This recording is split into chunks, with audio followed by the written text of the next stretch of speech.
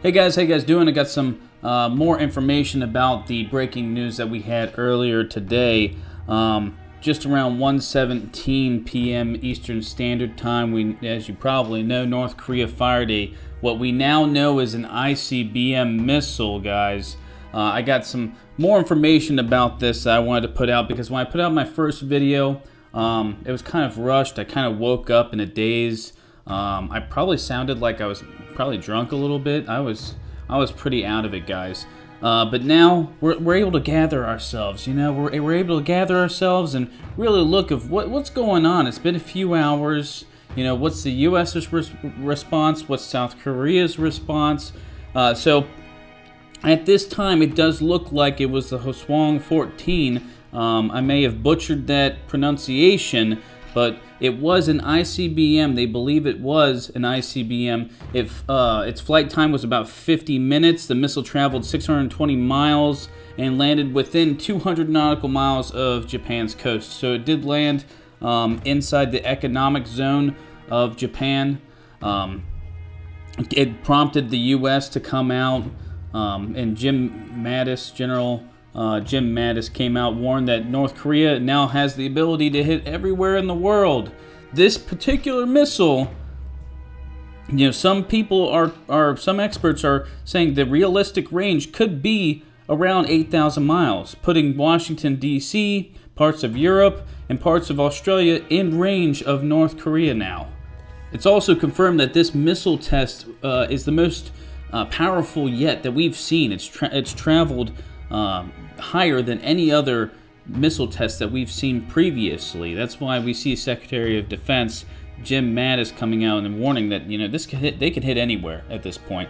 And this is where we come into the point where, you know, experts come out and they've come out and stated, okay, yeah, they've got these missiles now, but really we don't know if they can mount a nuclear warhead on them, or oh, we don't really know how the reentry phase is yet. You know, it's still iffy. And what I have to say to that is, you know, 8 months ago, if you told, you know, if an expert came out and stated that North Korea had a working ICBM, the majority of the world would laugh at you. You know, I feel like at this point, we don't know much about the North Korea's nuclear program or their missile program, and we're at a point in all of this where, you know, all we know is from what we see, and what we see is they're getting bigger tests done. Their missiles are going further.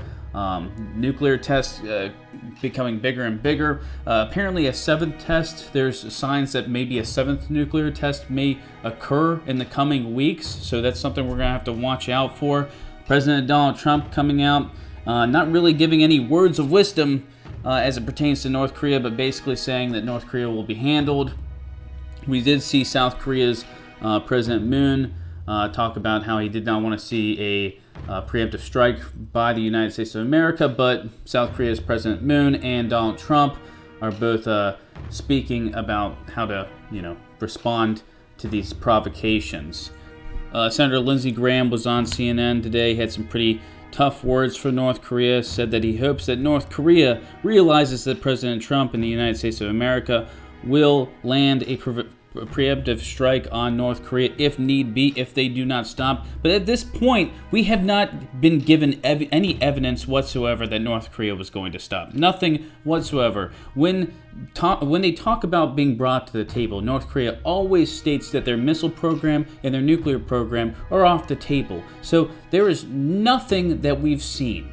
And every time we believe that we see some light at the end of the tunnel, like this 2 months without a missile test or any test from North Korea, you're finally thinking, oh wow, you know, something's happening. Either you know, Chinese envoy did something, some Russian officials did something, backdoor channel diplomacy did something. Something is happening. You find out that it's all for naught. You find out that there's no peaceful solution to this. And I'm sure I'm going to see people state that I'm fear-mongering, that World War III is never going to happen, that conflict is not inevitable. But my question to you is, how does a peaceful solution occur? Because we're not going to see a freeze-for-freeze option. That's just not going to occur. South Korea wants U.S. troops there. The U.S. wants U.S. troops there. Do I agree with this? Not necessarily. I really don't. if there was a freeze for freeze option where North Korea could be held accountable, you know, I may be okay with that. But you have to think, are they too far along with their program for that to occur? You got to think, you know, is it this administration's fault that this is happening? Or is it an administration for 20 years ago's fault? You know, what has occurred? This is not just something that's popped up over the last 6 months. This has been a problem for years that administrations have either failed or ignored. And I'm not one for war. I don't really want it. But at the same time, you have to ask yourself, a country with the rhetoric and actions that they've had towards other nations like South Korea, Japan, and the United States of America, do you allow them to have nuclear weapons? Do you allow them to have ICBMs that can hit the eastern seaboard? At what point does it, something's got to give, guys? I mean, that's all I got on this whole entire situation, guys. As more information about it comes out, I'll let you guys know. We'll talk about it. We'll discuss it. Have a few beers, guys, because today you definitely deserve it. Say a few prayers, because the world needs them. They desperately need them. And as always, guys, keep your eyes to the skies. Thanks, guys.